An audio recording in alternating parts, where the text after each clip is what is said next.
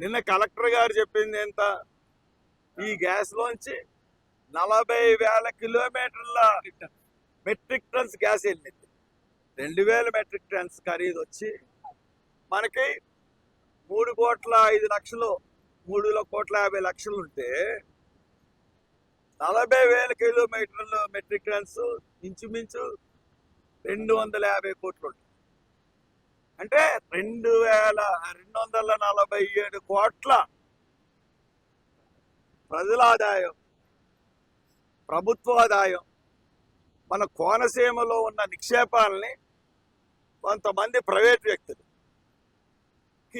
సొమ్ములకు ఆశపడి ఓఎన్జీసీ అధికారులు అంటే 16 నుంచి 19 వరకు ఎవరైతే పనిచేశారో రాజమండ్రిలో ఉన్న అసెట్ మేనేజర్ కానీ లేదా ఎగ్జిక్యూటివ్ డైరెక్టర్ కానీ ఎవరైతే పనిచేశారో వాళ్ళు దీని స్థాయిని తగ్గించి వేసేశారు.